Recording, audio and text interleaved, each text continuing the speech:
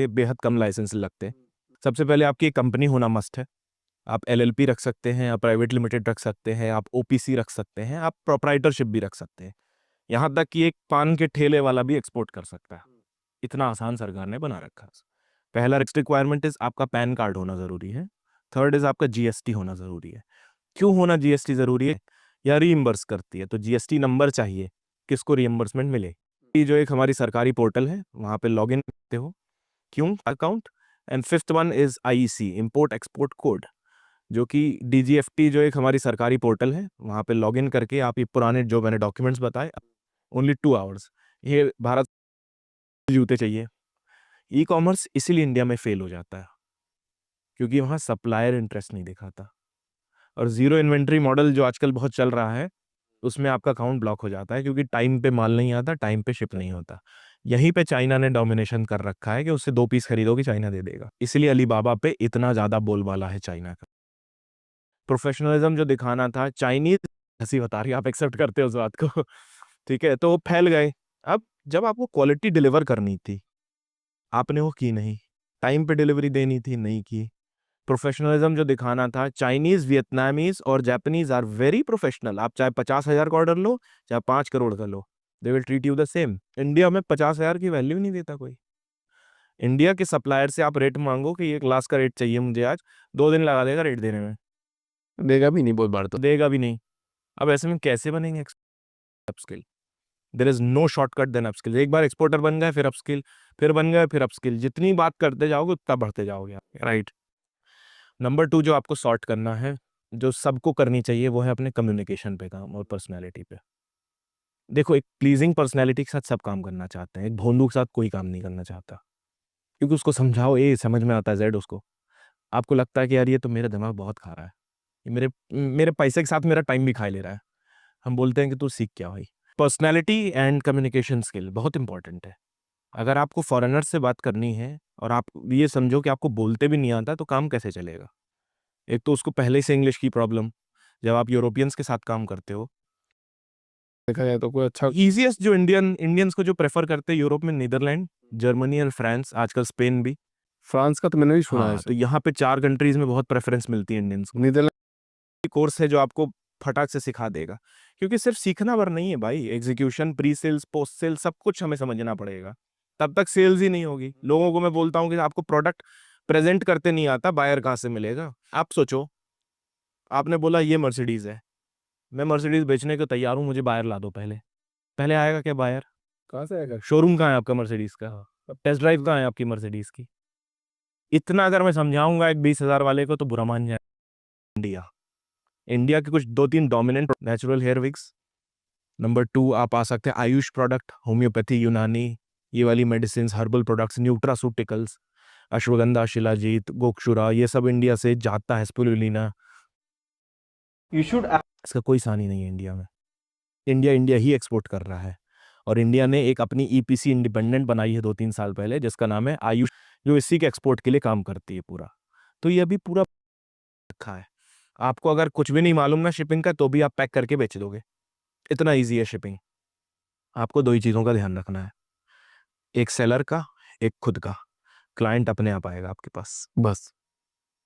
पहलू है 10% चांस कि हाँ माल चोरी हो सकता है, ठीक है, लेकिन it is very unlikely.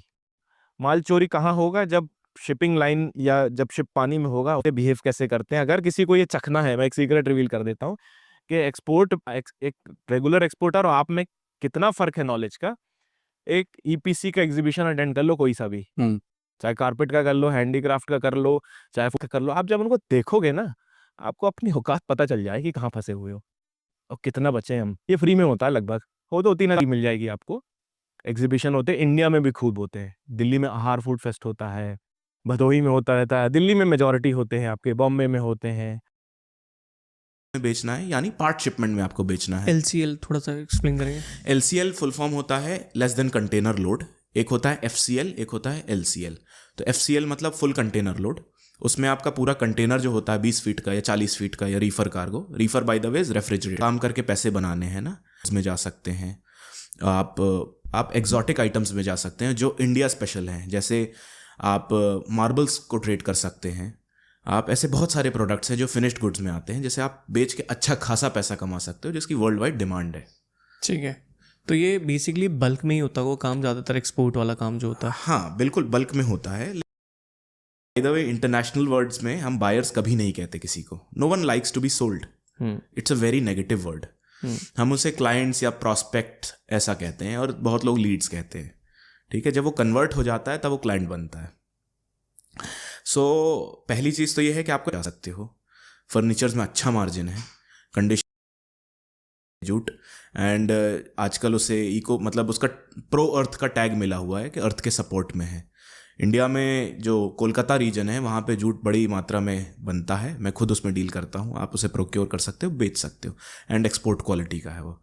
Number 3, आप लेदर्स में भी काम कर सकते हो। आजकल बायो लेदर भी आ गया है, टमेटो लेदर, बायो लेदर। थोड़ा सा एक्सप्लेन करोगे? टमेटो लेदर मतलब वीगन लेदर है, पेड़ से बना हुआ है वो। कैक्टस अच्छा। लेदर भी आ गया है, तो कैक्टस ठीक है। क्योंकि लेदर में क्या होता था कि लेदर मॉइस्चर लेके हार्ड हो जाता है, जो ठंड के समय पे रियल लेदर बहुत कड़ा हो जाता है और गर्मी में ढीला है वर्ल्ड एक्सपोर्टर्स में।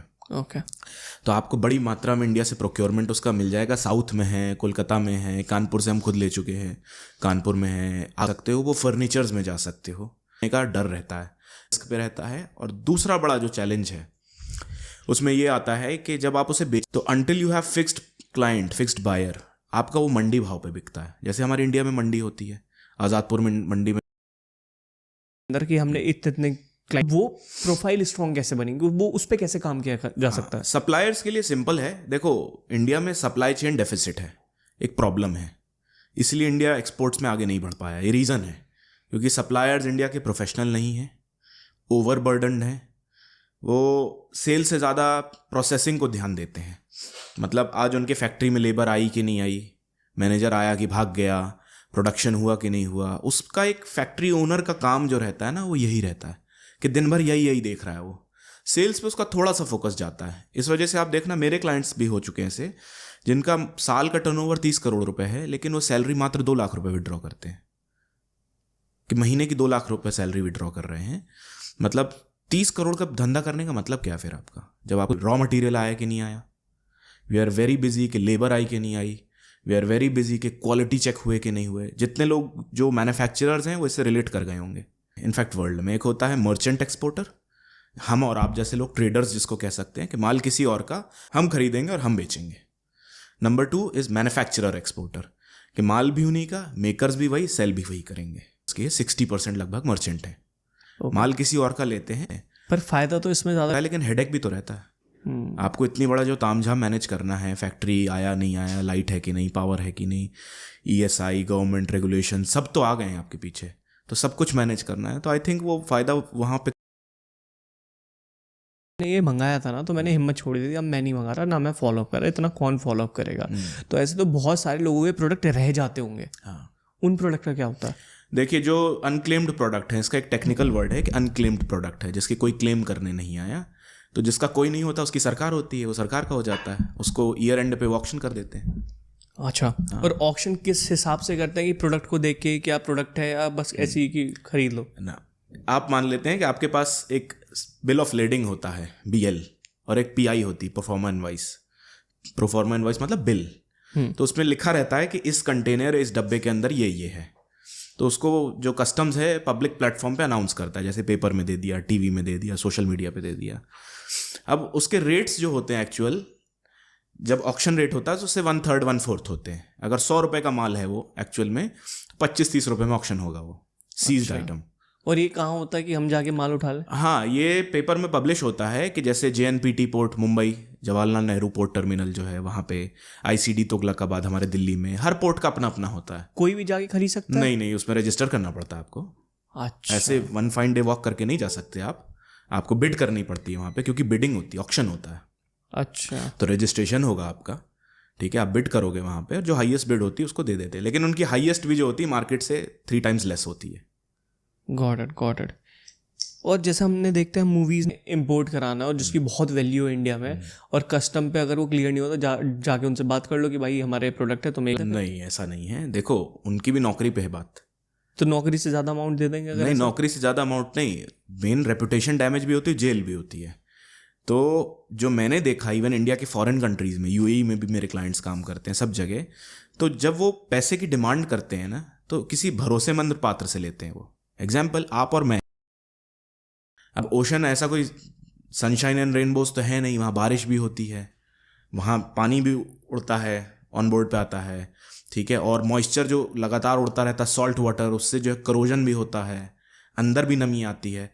तो पूरी पैकेजिंग होना इज मस्ट, नहीं तो वो क्या है ना, एक क्लाइंट आपको दोबारा कभी ऑर्डर नहीं देगा। इसलिए मैं लोगों को कहता हूँ इंडिया क्यों पीछे रह गया एक्सपोर्ट्स में, क्योंकि सप्लायर्स के साथ हमने जो है कोऑपरेशन बिल्ड करनी थी वो नहीं कर पाए। वो आप जैसे ही कर लेते हो ना, आपको समझ में आता है सेल्स बड़े तोप चीज नहीं है। प्रोक्योरमेंट सही रेट पे, सही क्वांटिटी पे और सही फिटिंग के साथ, that is the main game here. वही चैलेंज है, और सही रेट पे। Got it. कि आपको देखिए क्या होता है, मेरे पास बहुत लोग आते हैं बोलते हैं सर मेरे पास एक CHA है जो मेरे को 100 रुपए में भेज रहा है माल, एज्यूमिंग। मैं बोलता हूँ क्या खान, तो मान लेगा क्या? तो कंपैरेटिव रेट्स कहाँ है आपके पास कि 100 का जाना चाहिए, 90 का जाना चाहिए, 110 का जाना चाहिए? क्योंकि मैं धंधा कर चुका, माइंडसेट होता है।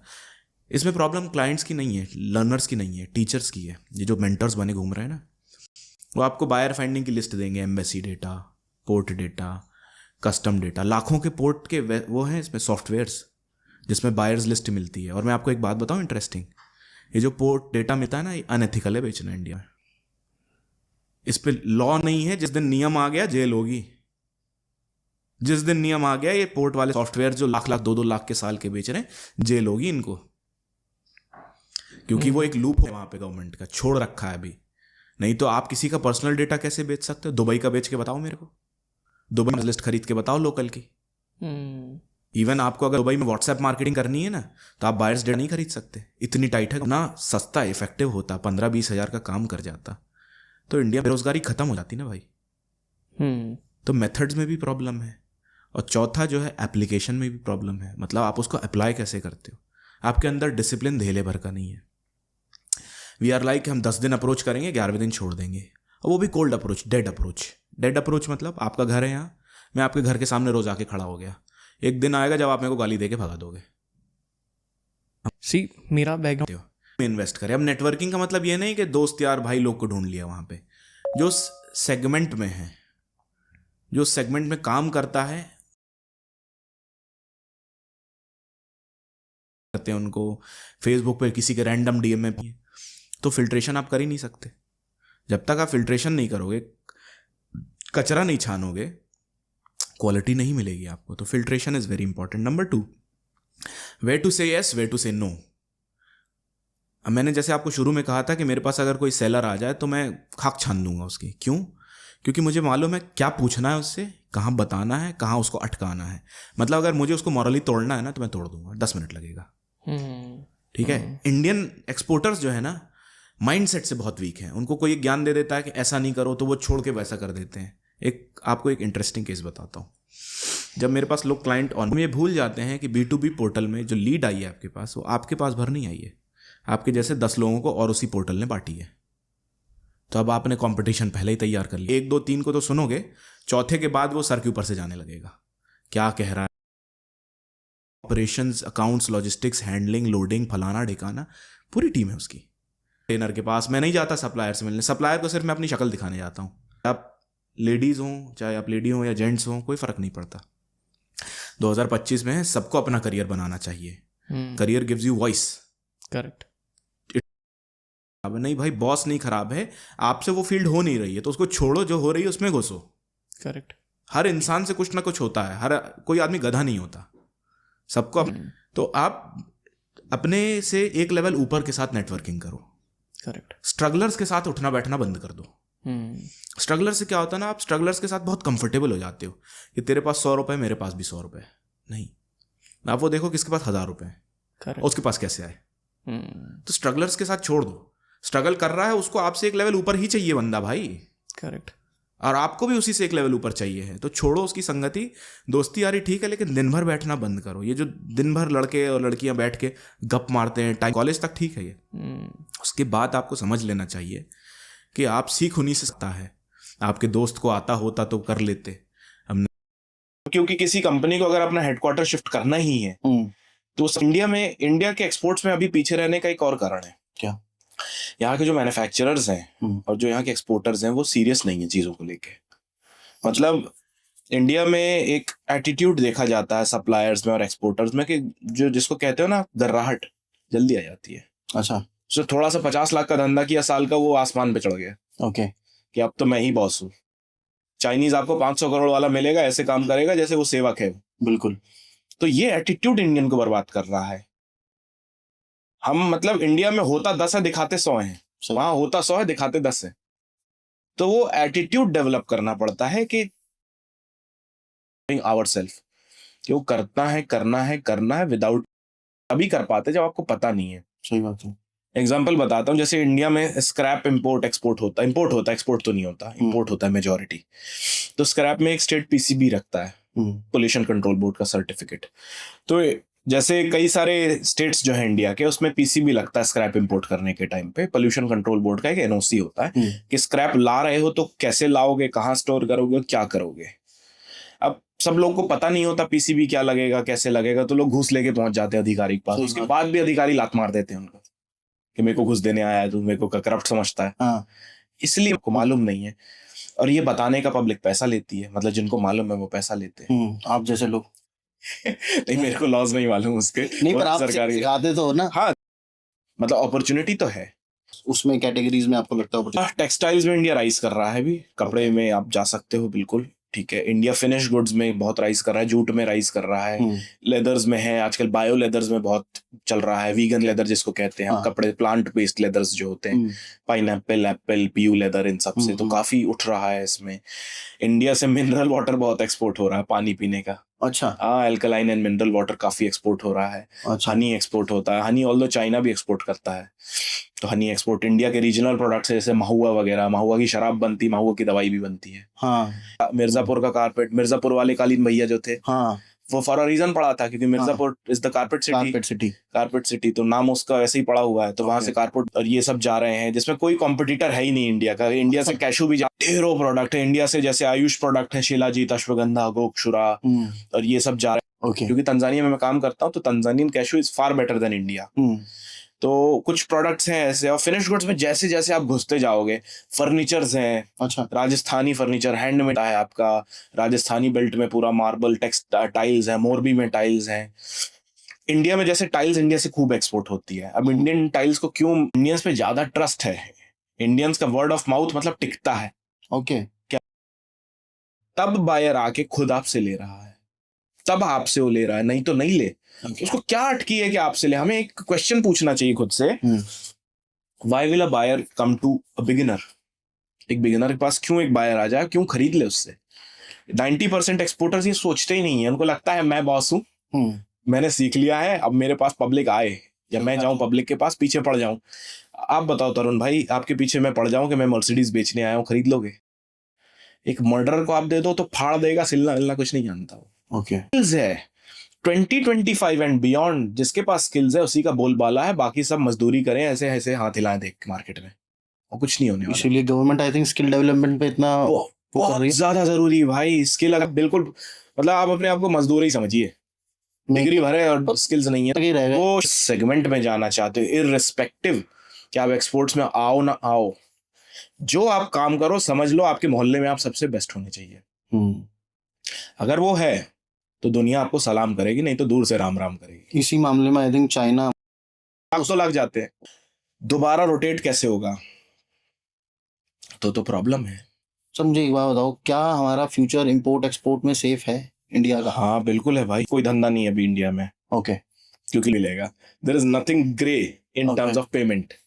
ऐसा पहले से डिसाइडेड है क्या होने वाला है, कि अगर पैसा डिफॉल्ट होगा तो क्या करना, नहीं होगा तो क्या करना, कैसे बचाना है, कब लगाना है, कब नहीं लगाना, एवरीथिंग। अच्छा। जैसे यहाँ पे आप किसी को 10 लाख उधार दो, आप अपना पैसा मांग मांग के मर जाओगे, वो उससे ज्यादा सिखाते हैं। अच्छा। उससे ज्यादा सिखाते हैं। मैं टीचर थोड़ी हूँ, मैं तो कोच हूँ। क्योंकि मेरे पास ना बहुत सारे एस्ट्रोलॉजर रहते हैं जो कहते हैं हम करोड़पति बना देते हैं, आप भी बना देते हैं? मैं करोड़पति बनाने की किसी को कोई प्रॉमिस नहीं करता। ओके। हाँ, मेरे पास कोई ऐसा ना बाबा लक्ष्मणदास की कोई स्कीम नहीं है कि आप ये माला पहन ले या ऐसा कर ले तो ऐसा बन जाओगे। नहीं, करोड़पति नहीं, करोड़पति आदमी करोड़पति बनाने की किसी को कोई प्रॉमिस नहीं करता, ओके, ज्ञान से बनता है। ज्ञान रास्ता बता दे तो इस पे जा चलो। रास्ता मैं बताता हूँ, हैंड होल्ड करता हूँ, मैं सारी चीजें करवाता हूँ कि कैसे करना है कैसे नहीं करना है। करना आपको स्वयं है। ईश्वर ने अगर आपको 2 हाथ दिए हैं तो कर्म करने के लिए दिए हैं, ओके, क्योंकि किस्मत तो उनकी भी होती है जिनके हाथ नहीं होते, सही बात है। है ना। तो हाथ दिए हैं तो कुछ, ईश्वर ने अगर आपको 2 हाथ दिए हैं तो कर्म करने के लिए दिए हैं, ओके, क्योंकि किस्मत तो उनकी भी होती है जिनके हाथ नहीं होते, सही बात है ना। तो हाथ दिए हैं तो कुछ किस्मत को बेहतर करो, इम्प्रूव करो। तो लाइफ अपनी जिम्मेदारी होती है। है। स्टार्ट कराना मेरा काम है, स्टार्ट करा दूंगा मैं, खींच भी दूंगा मैं, ऑटोमेट भी करा दूंगा मैं। ओके, लेकिन अब आपको उस लेवल पीक तक जाना है तो आपके अंदर कितनी आग है वो जान। वो डिसाइड करती है कि आप कितना ऊपर जाओगे। और अगर एक कोई मैसेज आपको देना हो जिस तो पहले एक्सपोर्ट की बात कर लेते हैं। ठीक है। एक्सपोर्ट्स में आप इंडियन फर्नीचर्स को यूज करिए, खासकर जो राजस्थान साइड के हैं हम्म, उनको बेचना आसान है। हम्म, डिमांड बहुत ज़्यादा है और बढ़ती ही चली जा रही है और उस पर कोई प्राइस टैग नहीं पे जा सकते हैं आप। हैंडीक्राफ्ट में इतना बड़ा मार्केट है हैंडीक्राफ्ट का। क्राफ्ट आप सहारनपुर से ले सकते हैं, आप बहुत सारी जगह से ले सकते हैं। जो इंडिया के कारपेट स्पेशलाइजेशन है, टेक्सटाइल्स में जा सकते हो, कपड़े हो गए, इसमें आप जा सकते हो, जिसमें आपका बेबी वेयर आता है, मेंस वेयर, किड्स वेयर आता है, फिर इसमें स्पोर्ट्स वेयर आता है। बहुत बड़ी कैटेगरी। ऐसा कोई धंधा नहीं है, गैम्बलिंग वगैरह नहीं है जिसको आप ऐसे ही घर बैठे कर लो।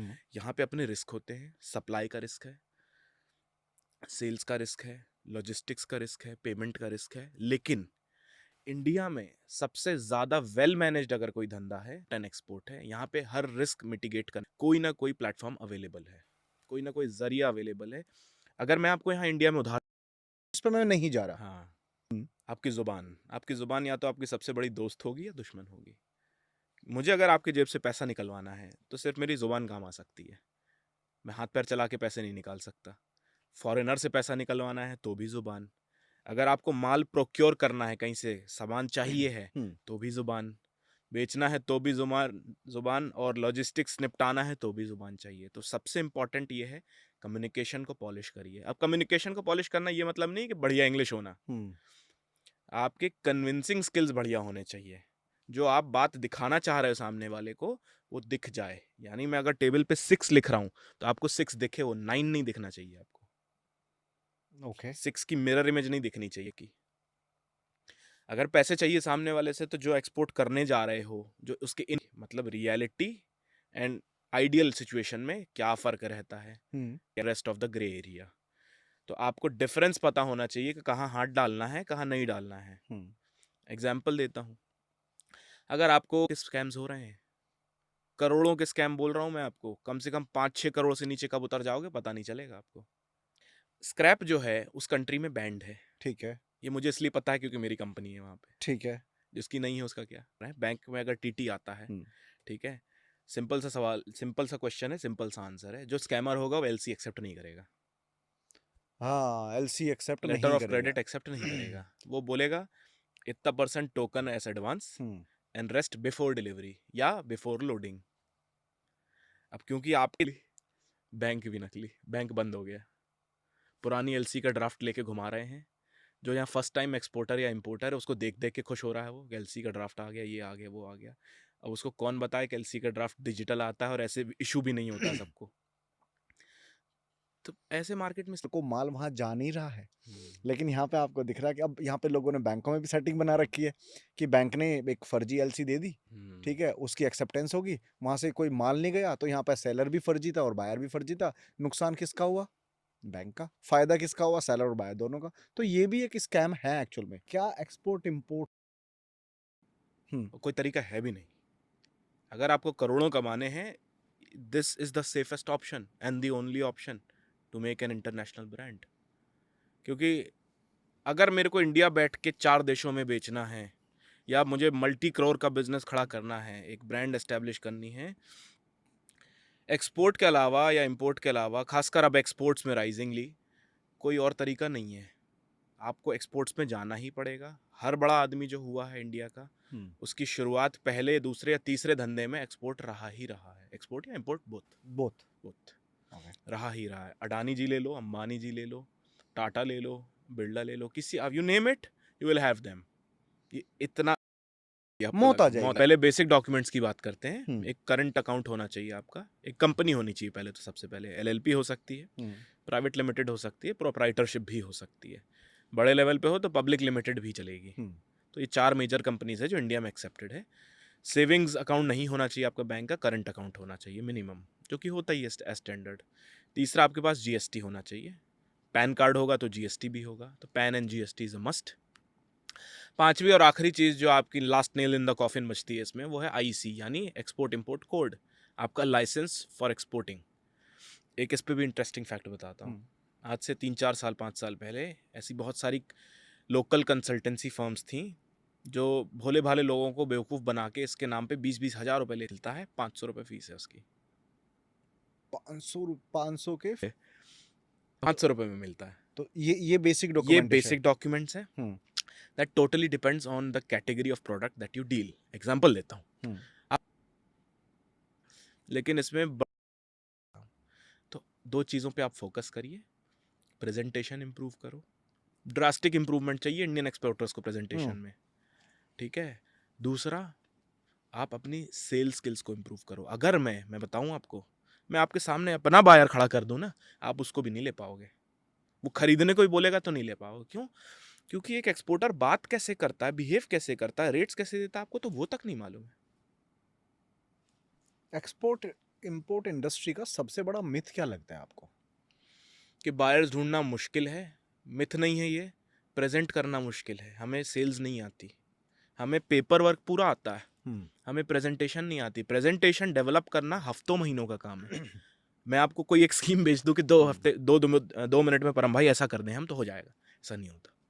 ये करोड़ों का बिजनेस की बात कर रहा हूँ मैं आपसे। मैं आपको बोलूँ कि भाई आपको टाटा स्टील कंपनी है आपकी, बायर ऐसे मिलेगा। मैं बोल भी दूं कि आप भैया जाके के एंड तक अगर आपने तबीयत से अपने स्किल्स को पॉलिश किया है, तबीयत से मतलब 1 घंटा per day for next 365 days, 10 lakh के कैपिटल में एटलीस्ट 1 से 2 करोड़ पार कर जाओगे इजीली। ओके। एक बिगिनर भी 22-23 साल का लड़का कर जाएगा।